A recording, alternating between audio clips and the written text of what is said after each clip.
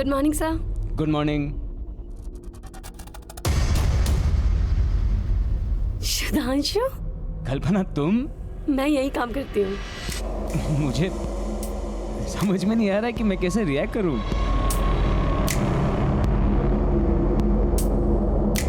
मैं बताती हूँ पुराने रिश्तों को कैसे वेलकम करते हैं। एक्सक्यूज मी कल्पना, एक्सक्यूज मी।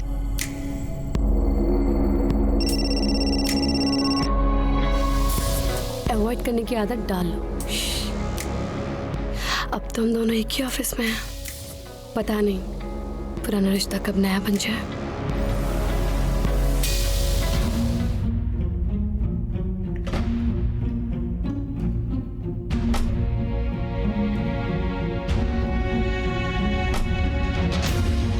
सर वो ऐसे बिहेव कर रही थी जैसे कि हमारे बीच 10 साल का गैप हुआ ही नहीं। Baby you feeling so cold. बताना चाहिए ना, डोंट बी सो फॉर्मल। कल्पना ये क्या कर रही हो तुम? होश में आओ। तुम किसी की बीवी हो, एक बच्चे की माँ, और मैं किसी का। तुम सिर्फ मेरे हो, किसी के नहीं। और मैं सिर्फ तुम्हारी। कल्पना ये गलत है। क्या गलत है? हाँ, और जिस गलती से खुशी मिले वो गलती कर लेनी चाहिए ना। 10 साल पहले जब मैं तुम्हें छोड़ के गई थी, उस गलती से क्या मिला मुझे? कुछ भी तो नहीं। लेकिन आज पास आने की गलती से अगर मुझे कुछ मिल रहा है तो क्या प्रॉब्लम है? मैंने उसकी कोई बात नहीं मानी, ना उससे कोई रिश्ता बनाया ना बढ़ाया। जिस दिन कल्पना का मर्डर हुआ था तुम कहाँ थे? उस दिन मेरी तबीयत खराब थी और मैं घर पे था। तुम्हारे अलावा और कोई है जो इस बात को कंफर्म करे कि तुम उस दिन घर पर ही थे? नहीं सर, उस दिन मैं घर पे अकेला था। क्यों? तुम्हारी बीवी कहाँ है? वो भी जॉब करती है, मुंबई में उसका पोस्टिंग है, वीकेंड्स में यहाँ आती है। ठीक है, फिलहाल तो हम जा रहे हैं, लेकिन जब तक इस केस की इन्वेस्टिगेशन चल रही है, शहर छोड़ने से पहले हमें इन्फॉर्म करके जाना। Okay sir. सर, हमें मिली इन्फॉर्मेशन के मुताबिक कल्पना के सेल की लास्ट लोकेशन यहीं की थी। मैंने उसका डेस्क भी चेक किया और उसके कुछ ऑफिस कलीग से भी बात की, लेकिन कुछ खास इन्फॉर्मेशन हाथ नहीं लगी। सर वैसे ये मिताली है, कल्पना की बेस्ट फ्रेंड, शायद इसे कुछ जानकारी हो। कल्पना के बारे में क्या जानती हो? सर एक्चुअली वो उस दिन बहुत खुश थी। मिताली सुन ना, रेस्टोरेंट में आना, मुझे एक सरप्राइज देनी है तुझे। कल्पना तूने अभी बोला वाव।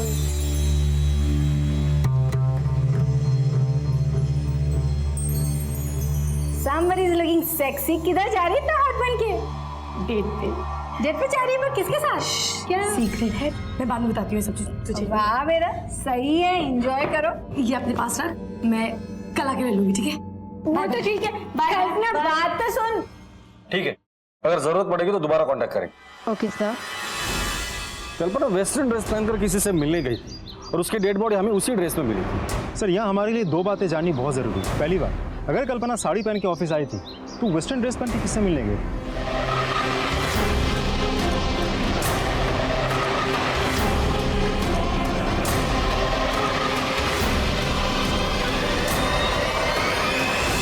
और दूसरी बात यह है कि उसके फ़ोन का लास्ट लोकेशन ऑफिस पे क्यों दिखा था? तो क्या फ़ोन ऑफिस में बंद करके छोड़ के गई थी? अगर गई थी तो क्यों? यही तो पता लगाना है। मुझे तो ये बहुत बड़ी साजिश लगती है। कुछ तो है जो हमसे छूट रहा है। कल्पना किस बॉयफ्रेंड से मिलने गई थी? चलो अक्षय से जाकर मिलते हैं, आज शाम की चाय उसी के घर पीते हैं।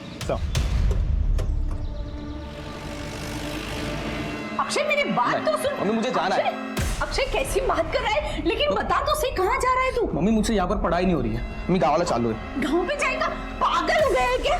अब टेंशन मत लो। जाना है, छोड़। आप लोग यहाँ? अक्षय से कुछ बात करनी है। तू कल्पना के पास ट्यूशन के लिए जाता था ना? हाँ सर, वो कुछ सब्जेक्ट्स में मैं थोड़ा सा वीक था, तो मम्मी ने कल्पना भाभी से बात की थी। मुझे समझ नहीं आ रहा है कि आप लोग अक्षय से क्या जानना चाहते हो।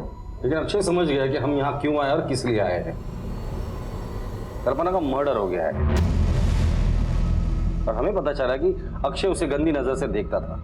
नहीं सर, ऐसा नहीं है सर, वो तो मेरी भाभी थी, इज्जत करता था मैं उनकी। देख बेटा, तो जो कुछ भी जानता है ना, हमें सच सच बता दे, क्योंकि इसके बाद जो ट्यूशन हम तुझे पढ़ाएंगे ना, तो तू पढ़ नहीं पाएगा। समझ गया? सर मैं एक दिन बहुत डर गया था, वो स्वप्निल भैया के साथ कहीं बाहर जा रही थी और हाँ हाँ, बस मैं निकल रही हूँ। अच्छा ठीक है, तो वेट कर लो थोड़ा। ओके, एक सेकेंड होल्ड करना। अक्षय, मेरे सैंडल के थोड़ा स्टेप बांधो ना please.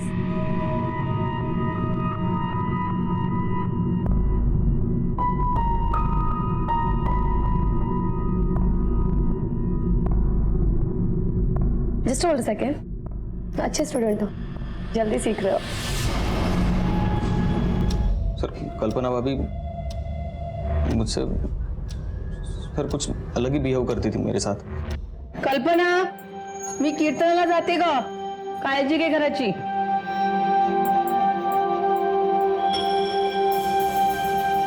Akshay, Akshay ji ma'am.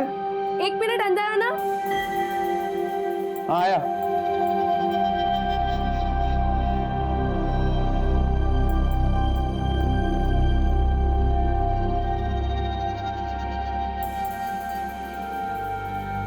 Ma'am Akshay, मैं टॉवल बाहर ही भूल गई, दे दो जरा।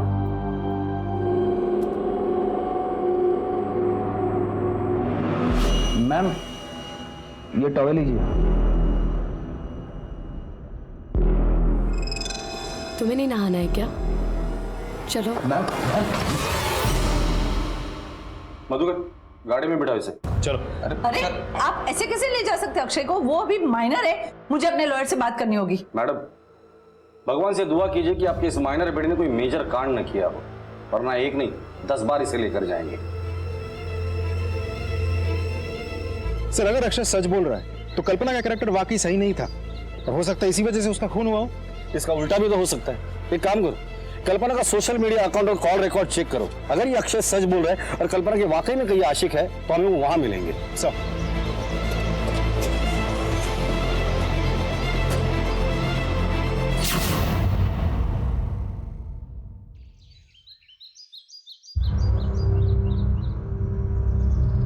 हेमा, सुधाकर, स्वप्निल, अरे कहाँ छुप गए बेटा? बाहर निकल, अरे बाहर निकलो। हो शर्म नहीं आई मेरे बेटे को बदनाम करके? अरे तुम्हारी बहू आवारा और बच्चलन थी, उसमें मेरे बेटे का क्या कसूर? और एक बात कान खोलकर सुन लो, अगर दोबारा तूने इस बदनामी में मेरे बेटे को खींचने की कोशिश की तो पूरे शहर में तेरी बहू की पोल खोल के रख दूंगी। कल्पना के बारे में अभी तक जो कुछ भी हमें पता चला। मला तुम्हाला काहीतरी विचारायचं। आप मेरे बहू को एक बढ़िया बोला। सर, आप मेरी बहू को न्याय दिलाने की कोशिश कर रहे या उसे बदनाम करने की? आप कहना क्या चाहती है?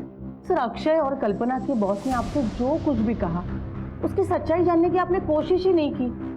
वो साफ बच गए, उल्टा मेरी मरी हुई बहू बदनाम हो रही है। सर ठीक है, मैं आपकी तकलीफ समझ सकता हूँ, लेकिन हमारी किसी के साथ कोई पर्सनल दुश्मनी तो है नहीं। कल्पना का मर्डर हुआ है, हम भी उसके कातिल को ही ढूंढ रहे हैं। इसके लिए कल्पना के जीवन में जो कुछ भी चल रहा था वो जानना हमारे लिए बहुत जरूरी है। हम सिर्फ सच ढूंढ रहे हैं। हाँ तो सर, सच यही है कि वो झूठ बोल रहा है। अभी तो यकीन के साथ कैसे कह सकती है? क्योंकि सर मैं सच जानती हूँ। हेलो सुधांशु, किस टाइप के घटिया इंसान हो तुम? हाँ, तुमने मेरे फोन पे फोन किया, मैंने नहीं उठाया तो तुम लैंडलाइन पे फोन कर रहे हो। कितने बेशरम हो तुम। लिसन, मैं लास्ट टाइम वार्न करी तुम्हें, अगर तुमने मुझे दोबारा परेशान किया या फोन किया ना तो मैं तुम्हारे खिलाफ एक्शन लूंगी, समझे?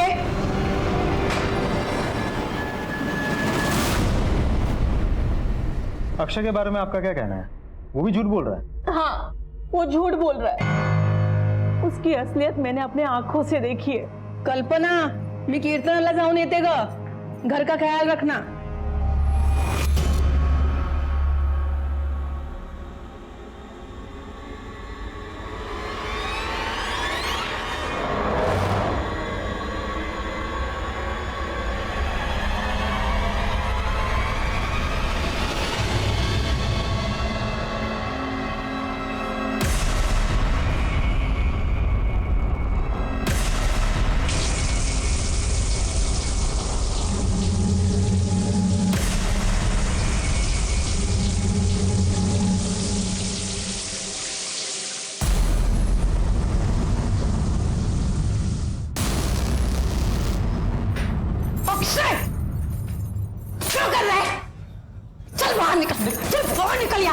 निघ बाहेर. सर, माझी तुम्हाला एक विनंती आहे. अगर आप मेरी बहू को न्याय नहीं दिलवा सकते ना, लेकिन उसे बदनाम तो मत कीजिए सर.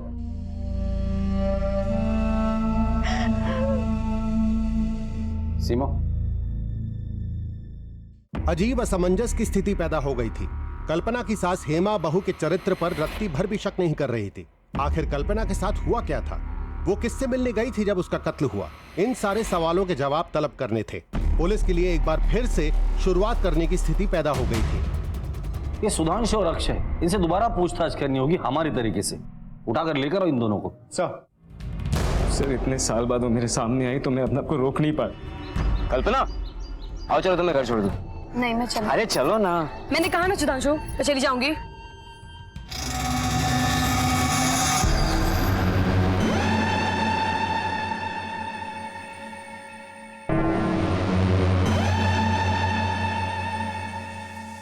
How dare you! तुम्हारी हिम्मत कैसे हुई?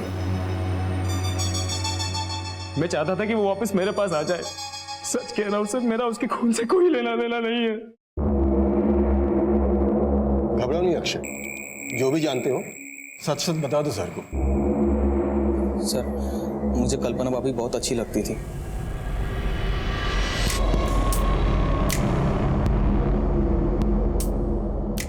अब सर, जब भी वो घर पे अकेली होती थी मैं उनकी फोटोज खींच लेता था.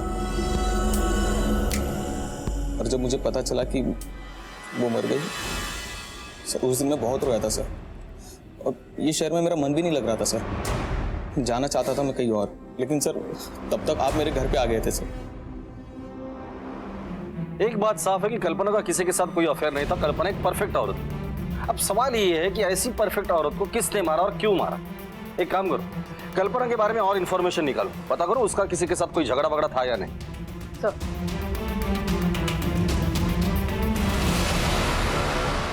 नाही, तिचं कोणाशी भांडण तर नव्हतं, लेकिन बहुत दिनों से कुछ परेशान सी थी, बहुत गुस्से में थी. हेलो आई, ये सुधांशु. मतलब पूरी दुनिया छोड़ के इसको मेरी कंपनी मिली थी. मिस्टर दुबे रिटर्न कॉल में दूसरी कंपनी नहीं मिली. आई, कुछ समझ में नहीं आ रहा. मेरे पास सिर्फ दो ही रास्ते बचे. आई, या तो मैं स्वप्निल को इसके बारे में सब कुछ बता दूं, या तो फिर ये कंपनी ही छोड़ दूं. स्वप्निल को ये सब बात बताने की सपने में भी मत सोचना. वो सुधांशु और तेरे बीच में कुछ भी नहीं है, ये मानेगा ही नहीं बात. और दूसरी बात, नौकरी छोड़ने की भी बात सोचना नहीं. स्वप्निल अगर पूछेगा तो तू क्या बताएगी उसे? देख, तू वो सुधांशु को इग्नोर कर. देख बेटा, तुला माझी शपथ है. मतलब स्वप्निल कल्पना और सुधांशु के बारे में कुछ भी नहीं जानता था? नहीं, स्वप्निल के पास कल्पना के अलावा कोई और जरिया था ही नहीं कि उसे पता चले. स्वप्निल ने मिसिंग कंप्लेंट इसलिए नहीं लिखवाई क्योंकि वो जानता था कि कल्पना कहाँ है. उसे कल्पना और सुधांशु के अफेयर के बारे में पता था. और इस महान आदमी ने कल्पना की खुशी के लिए खुद का घर भी तोड़ दिया. जिस दिन कल्पना का मर्डर हुआ था, स्वप्निल के फोन की लोकेशन क्या थी? उसके ऑफिस की. नहीं सर, ऐसा कुछ नहीं करना चाहता. मैं सिर्फ इतना बताना चाहता हूँ कि एक इंसान दूसरे इंसान के साथ इतने साल बिताने के बाद हर बात बतानी जरूरी नहीं होती उस दूसरे इंसान को. कुछ बातें ऐसी होती कि अपने आप समझ में आ जाए. तो तुमने अपने ही मन से मान लिया कि सुधांशु के साथ उसका अफेयर है? नहीं, बिल्कुल नहीं. मेरा एक दोस्त है जो सुधांशु को पहचानता है. वाइफ बंबई में है. हाँ, और तू यवतमाल में ऐश कर रहा है. ऐश नहीं कर रहा है यार. सुन, ऐश करने वाले लोग ना अलग ही होते हैं.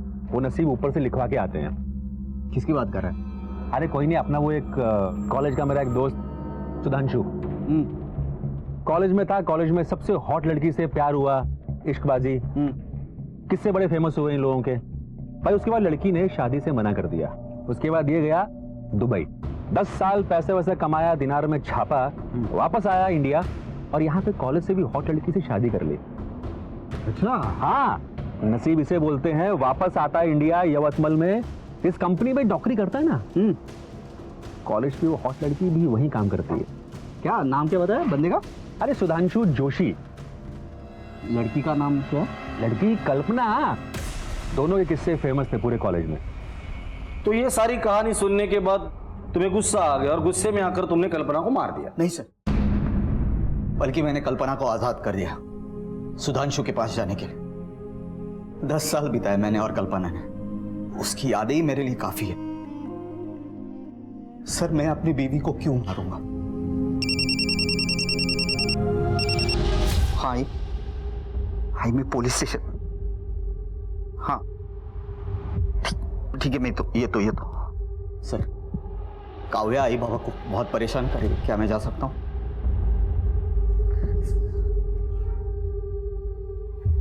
ये जितना सीधा दिखता है उतना है नहीं।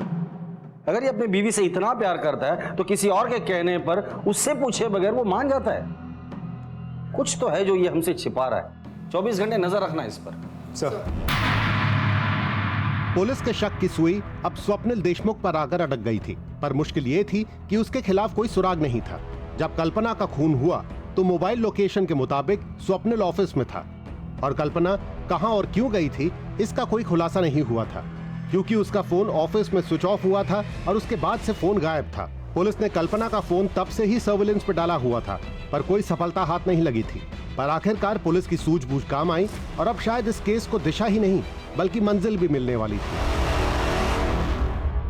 सर, कल्पना का सेल सर्वेलेंस पे डाला था, आज सुबह ही ऑन हुआ। इसके पास मिला तो इसे फौरन ले आए। पहले ये बता, ये फोन तेरे पास आया कहाँ से? ये फ़ोन मुझे कांचा ने बेचा था। कांचा कौन है? कांचा उधर आरडी बंगलो का केयर टेकर है साहब, मेरी दुकान पे आता जाता रहता है। आज मुझे उसने मोबाइल बेचा 5000 रुपये में। उसने तुझे बताया था ये फोन उसको कहाँ से मिला? नहीं साहब। ठीक है।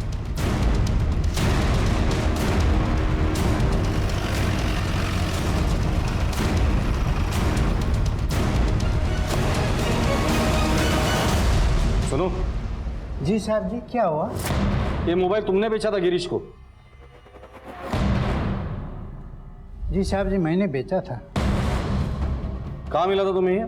साहब जी, हमारा मालिक ये बंगलो रेंट पर देते, पार्टी शार्टी चलते रहता है, लड़का लड़की आते उनको भी भाड़ा पर देते। एक साहब जी मेम साहब जी आए थे, वो लोग जाने के बाद मैं साफ़ सफाई कर रहा था तो सोफ़ा को नीचे वो मोबाइल मिला। मैं सोचा जिसको है उसको लौटा दूँ, ऑन करना कोशिश की, ऑन हुआ ही नहीं। फिर मैं गिरीश के पास चले गया और गिरीश बोले कि 5000 मिलेगा। मैं थोड़ा लालच में आ गया था साहब जी। यही औरत थी? जी यही मैम साहब जी। ये आया था? नहीं साहब। ये आया था? नहीं, इसके साथ भी नहीं आई थी। ये? हाँ साहब जी, इसके साथ आई थी मैं।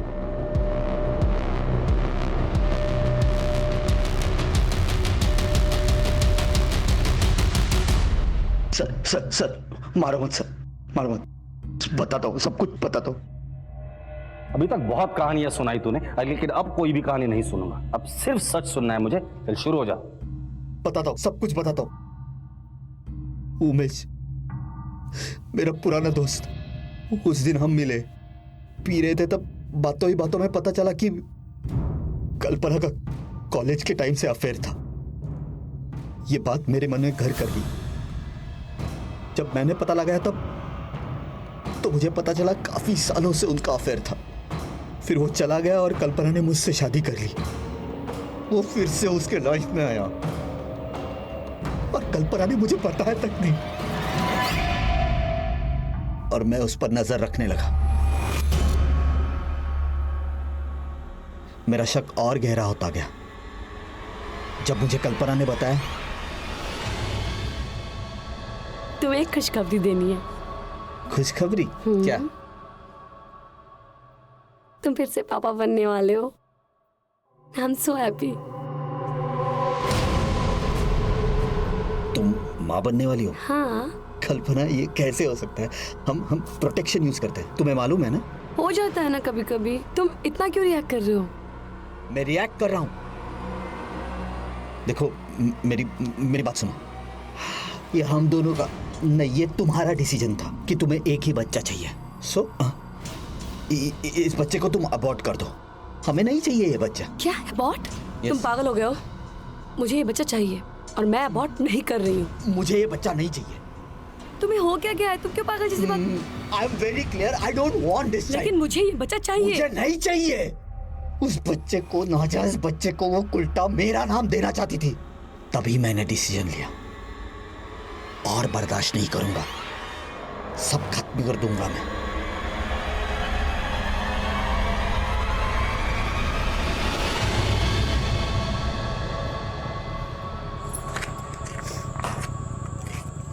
मुझे माफ कर दो, मैंने तुम्हारे साथ बहुत बदतमीजी से बात की। अपनी गलती सुधारने के लिए मैं तुम्हें आज डेट पे ले जाना चाहता हूँ। उस दिन कल्पना को मैंने एक नई ड्रेस खरीद के दी।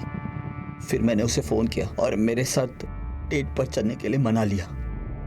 मैंने उसे कहा कि आज हम दोनों वक्त बिताएंगे, सो मुझे कोई डिस्टरबेंस नहीं चाहिए। इसीलिए मैंने उसे कहा कि वो अपना मोबाइल ऑफिस में ही स्विच ऑफ कर दे और मैं अपना मोबाइल ऑफिस में ही छोड़ दूंगा।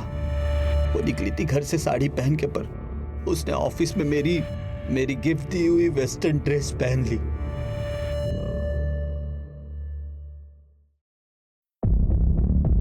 उसे एक बार मैं सरप्राइज देना चाहता था सर, लास्ट सरप्राइज, और हमेशा के लिए खुद को और कल्पना को इस घुटन से आजाद कर देना चाहता था।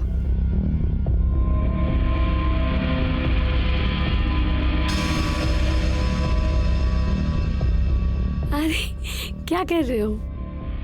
मैंने कहा था ना तुम्हें, एक बहुत बड़ा सरप्राइज देने वाला हूं तुम्हें। अच्छा क्या है, दिखाओ तो सही। पेशेंस रखो। कर क्या रहे हो तुम? अरे मैंने कहा था ना, एक बड़ा सरप्राइज। स्वप्नी, तुमने मुझसे एक सवाल पूछा था, मेरी शादी हुई है कि नहीं? हाँ, हुई है मेरी शादी। एक पुलिस के नाते नहीं, पर एक पति और इंसान के नाते तुम्हें बताता हूं। पति पत्नी का रिश्ता एक विश्वास का रिश्ता होता है, भरोसे का रिश्ता होता है। तुम चाहते तो इस विश्वास के रिश्ते को आगे बढ़ा सकते थे, और शक इतना ही गहरा था तो बच्चे का डीएनए टेस्ट करवा सकते थे, लेकिन नहीं, तुमने जुर्म का रास्ता अपनाया। जो जुर्म तुमने किया है उसकी सजा तो तुम्हें कानून देगा ही, लेकिन एक सजा मैं तुम्हें अभी सुना रहा हूं। तुम्हारी बीवी का किसी के साथ कोई अफेयर नहीं था। उसके पेट में जो बच्चा था वो नाजायज नहीं, बल्कि वो तुम्हारा बच्चा था। अब जिंदगी भर इसी पश्चाताप के आग में जलते रहना कि तुमने सिर्फ अपनी बीवी का ही नहीं, बल्कि होने वाले बच्चे को भी मार डाला है।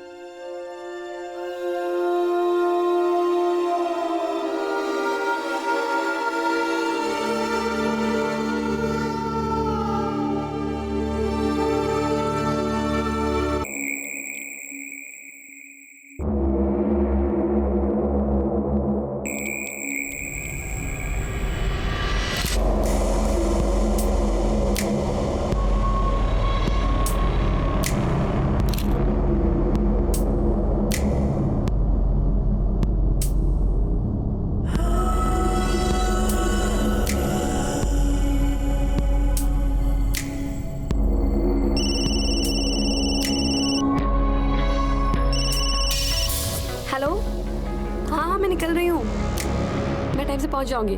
हाँ, ओके।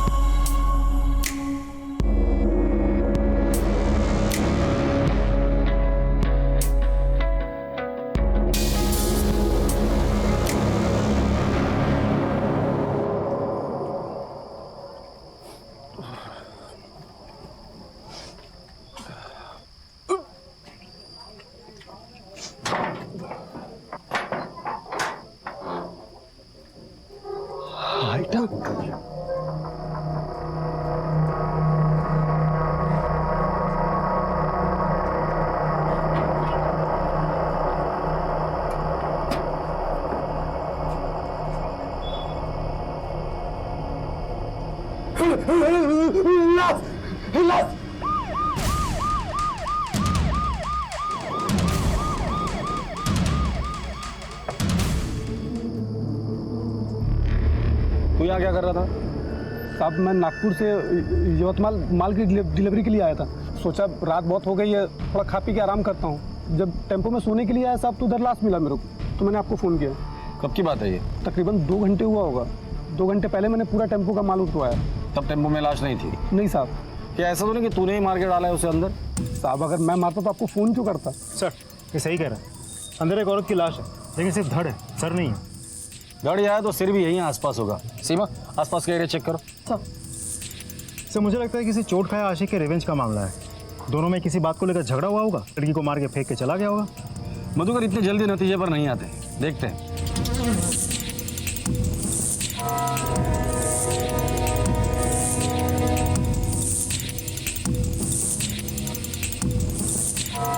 आसपास कुछ भी नहीं मिला। सर और धड़ अलग अलग फेंका है, इसका मतलब विक्टिम की पहचान ना हो इसलिए ये सब कुछ किया है। सीमा एक काम करो, फॉरेंसिक पे बुलाओ और बॉडी को पोस्टमार्टम के लिए भेज दो। सर। और मधुकर इसे लेकर पुलिस स्टेशन आ जाना। सर चलो हमारे साथ आ जाओ।